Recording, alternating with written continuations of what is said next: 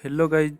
आज के इस लेक्चर में हम लोग न्यू सब्जेक्ट स्टार्ट करने वाले हैं और ये सब्जेक्ट है बिल्डिंग मटेरियल्स। और हम लोग एग्जामिनेशंस के व्यू से भी इसको कवर करेंगे एंड जो भी कम्पिटिटिव एग्जामिनेशंस है एंड सेमेस्टर का एग्जामिनेशंस है डिप्लोमा पॉलिटेक्निक एंड बीटेक वालों के लिए, उनके व्यू से भी हम लोग इस सब्जेक्ट को कवर करेंगे।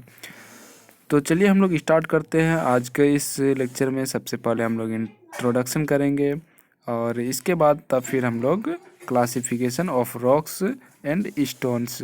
स्टोन और रॉक्स दोनों सेम ही चीज़ होता है, बट आपका फॉर्म क्या है, किस पर्पज़ से यूज कर रहे हैं उस पर डिपेंड करता है। तो सबसे पहले आपको इंट्रोडक्शन के बारे में बता दें कि बिल्डिंग मटेरियल्स होता क्या है। What is building materials? The materials which is used for the purpose of construction of building is known as building materials। वैसा materials जो कि बिल्डिंग का कंस्ट्रक्शन करने के पर्पस से हम लोग उसका यूज करते हैं, तो उसको हम लोग बिल्डिंग मटेरियल्स बोलते हैं। तो बिल्डिंग मटेरियल्स में क्या क्या आता है? स्टोन्स आता है, ब्रिक्स आता है, lime, cement, concrete, mortar and timber. लेकिन यहाँ पर वाटर को इंक्लूड नहीं किया गया, बट वाटर भी बिल्डिंग मटेरियल्स ही है, क्योंकि जब भी बिल्डिंग का कंस्ट्रक्शन करते हैं तो उसमें वाटर को भी ऐड किया जाता है। और भी बहुत सारा मटेरियल्स है जिसका कि हम लोग यूज करते हैं। तो मेनली जो कि मेन मटेरियल्स है वो यही होता है, स्टोन्स, ब्रिक्स। स्टोन्स में हमारा एग्रीगेट भी आ जाता है, सैंड भी आ जाता है, bricks, lime, cement, concrete, mortar and timber.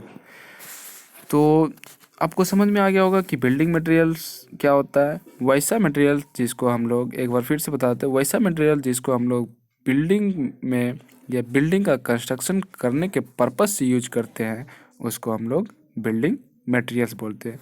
तो गाइज हम लोग अब नेक्स्ट देखते हैं स्टोन्स। स्टोन्स क्या होता है? The stones are derived from rocks which from the earth crust and have no definite shape or chemical composition but are mixtures of two or more minerals. The rocks from which stones are obtained may be classified into the following three groups। Stones क्या है? Stones दो या दो से अधिक mineral का composition है और स्टोन्स का कोई एक डिफिनिट शेप नहीं होता है। तो स्टोन का फॉर्मेशन कैसे होता है? स्टोन का फॉर्मेशन डिफरेंट टाइप से होता है, क्योंकि इसका जो क्लासिफिकेशन है उसी के अकॉर्डिंग इसका फॉर्मेशन भी होता है। तो स्टोन्स बोलिए या रॉक्स बोलिए, क्लासिफिकेशन ऑफ रॉक्स। तो रॉक्स के क्लासिफिकेशन को तीन पार्ट में डिवाइड किया गया है। एक है जियोलॉजिकल क्लासिफिकेशन, दूसरा है फिजिकल क्लासिफिकेशन एंड तीसरा है केमिकल क्लासिफिकेशन। तो हर एक क्लासिफिकेशन के बारे में हम लोग डिटेल्स में एक एक लेक्चर में अलग अलग सेपरेटली इसके बारे में डिस्कस करेंगे। सबसे पहले हम लोग जियोलॉजिकल क्लासिफिकेशन करेंगे, इसके बाद फिजिकल क्लासिफिकेशन एंड इसके बाद केमिकल क्लासिफिकेशन के बारे में डिस्कस करेंगे। और ये सारा सिलेबस जो है हम लोगों का सेमेस्टर में भी रहता है एंड बिल्डिंग मटेरियल में ये क्वेश्चंस कई बार पूछा जाता है। What is stones and classification of stones और रॉक्स।